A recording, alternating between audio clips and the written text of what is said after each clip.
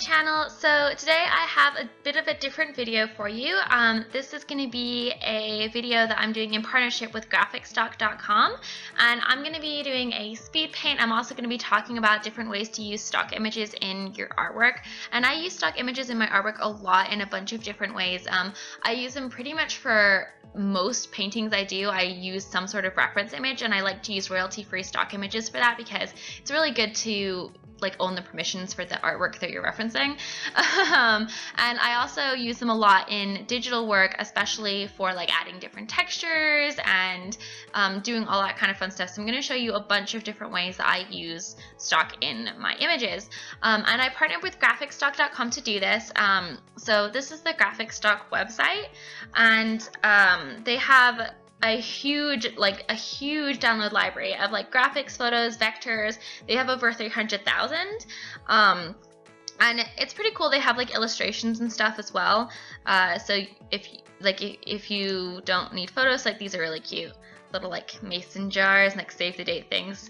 I was actually, when I was looking through, there was a bunch of stuff that I thought would be really cute to print out and use in my planner. So and so one of the things that Graphicstock does is they do a subscription, it's a membership, instead of purchasing each image as you need it, which can get pretty expensive if you use a lot of stock images. You get unlimited downloads with your membership, which is pretty cool.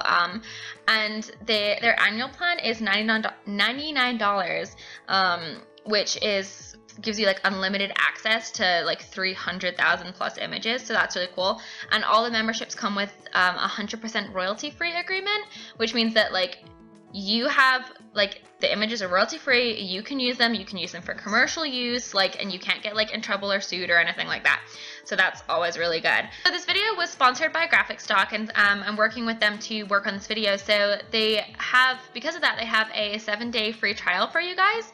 If you go to graphicstock.com/YouTube, which I will put in the description box below, and also put an annotation up on this video so you can click on it, you can do a 7-day free trial, and you can download 140 different pieces of content, vectors and images and whatever you would need. So that's pretty cool if you want to try that out and try this out, because I do personally think that stock is actually very, very useful to use, and I use it a lot in my graphic design job as well. So that is a little bit about Graphicstock, and I want to thank them for making this video possible, and I'm super excited to get started. So let's go ahead and download some images and get started on the artwork.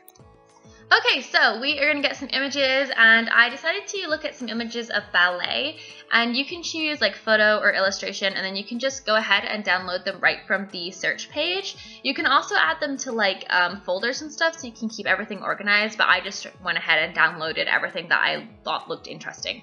So I downloaded some images of ballet to use as reference for my pictures, and then I also downloaded some watercolor images, some cute vintage patterns, and then some textures that I could throw on top. So I'm going to be working with incorporating both patterns into my picture as well as references and different textures. So a lot of different stuff going on here. So we are in Photoshop, and the first technique that I use a lot when I am doing work with stock is using it as an image reference, which obviously is very, very useful for all artists. One of the things I like to do when I'm working from a reference photo is, before I get started, I like to actually draw over the photo with a different color to break it down into simple shapes. What this allows me to do is just kind of really understand what's happening in the reference image, and then it makes it easier for me when I'm drawing it myself. So that's how I started, and I started by using that as kind of a base, and then I just looked at the reference image. I wanted to really get more of the feel of the swoop of her back and the overall gesture of the image. I wasn't as concerned about anatomy. I mean, I did want the anatomy to be understandable and I don't want to say solid, but I wanted the anatomy to work, but my biggest concern was really getting that fluid gesture in her movement. So I really tried to imitate those lines and simplify down some of the different bumps and lumps that are caused by various muscles in the body, because I wanted it to be more of a smooth silhouette.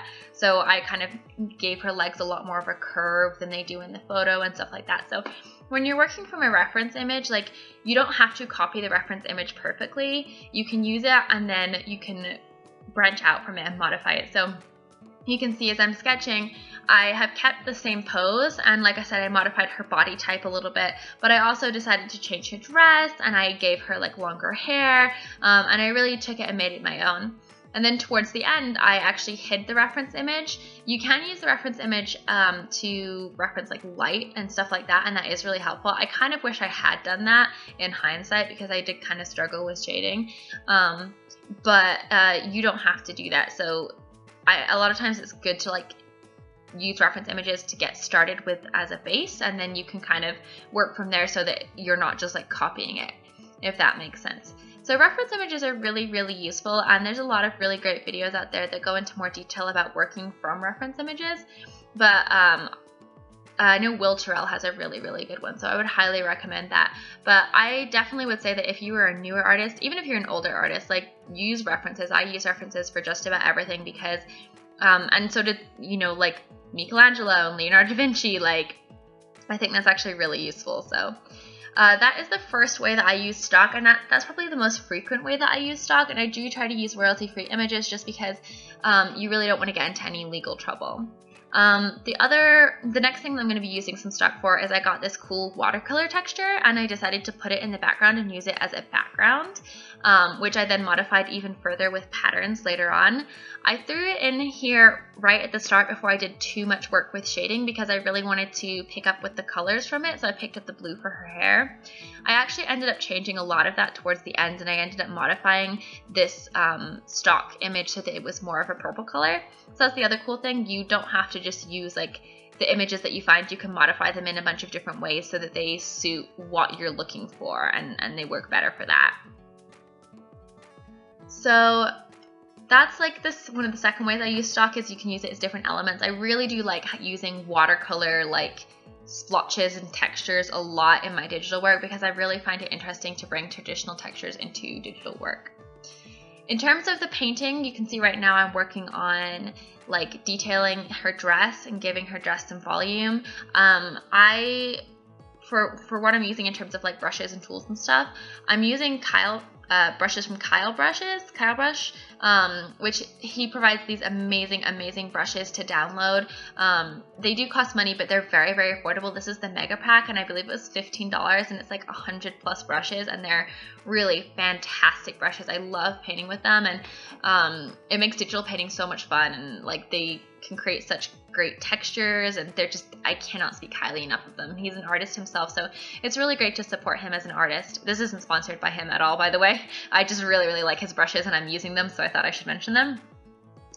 So yeah, that's what I'm using to paint, and then I'm working in Photoshop CC right now, and I am doing this on the Cintiq 13-inch HD. It's not the touchscreen, it's just like the regular one, but I like it. It's new. My Intuos broke, so that's kind of sad. But yeah, just working on painting right now. I kind of really had a hard time with like her body and like shading her body, and I don't know why I didn't look at the reference image. Like, reference images are super useful for lighting, and I didn't even think about it. I don't know, I was really tired. I like the way her dress came out. Her skin was a little frustrating, but overall, like, this image, I wasn't really sure where I was going with it. I downloaded stock images that I really liked the feel of and combined them until I liked the way it looked, and I'm pretty happy with how it turned out. I knew I wanted it to have kind of a vintage vibe. Like, at this point I was feeling like everything felt too bright for me, and I ended up changing that a lot towards the end. So another way that you can use stock is using patterns in your image. So I downloaded these like floral patterns, and it was cool because they're actually seamless patterns, like seamless repeating patterns, so you can define them as a pattern in Photoshop, and then you can just use the fill command to like fill it in, and it just repeats it automatically. And I used both of those in the dress, and I used it in the background. And you just want to use blending layers. I used blending layers so that they look really like integrated in the image. So multiply is a really, really good one. Soft light is a really good one.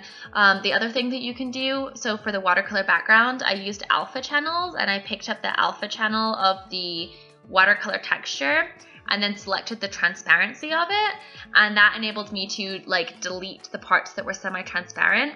So if you are a Photoshop person, you may understand what that means. I'm happy to do like a little tutorial about alpha channels at some point if that's something you guys are interested in, because I use them a lot. So the fourth way that I am using stock in this is what I just did, which is I took like the paper texture. And this is one of the most common things that I do in my images because I think it really helps give it a natural feel and makes it look a little less digital. I will take a paper texture, a lot of times like a stained or crumpled paper or a watercolor paper texture, and I'll put it over the top of the whole piece, and I'll set it to like either multiply, soft light, sometimes overlay, and it really adds like a nice textural feel to it. The fifth and final way that I'm using stock in this is I am editing a photo. So I took this photo of these flowers and I deleted the white so it's transparent, and then I ran it through a bunch of different filters. The artistic filters in Photoshop can be kind of if you just use them by themselves, but I find that if you combine them together, like I like to combine cutout, the watercolor filter, paint daubs, and a lot of times there's the diffuse filter. I go around and I do that like 4 times.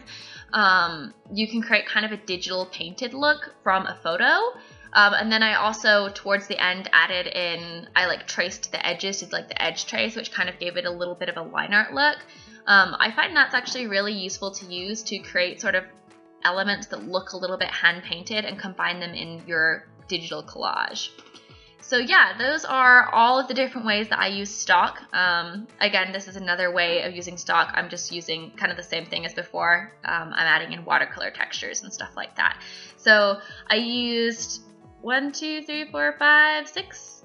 or 7 different stock images in this to create this collage. It was a lot of fun. It's really fun to kind of play with that stuff and to be inspired by different images and things like that and just see where your imagination takes you. So yeah, I hope that you liked this video. I hope you like seeing some more digital stuff from me. It's a little easier for me to record, so I think I'll do some more of that in the future. I hope you liked this collage, and yeah, thanks so much for watching, and as always, have a great rest of your day, guys. Bye!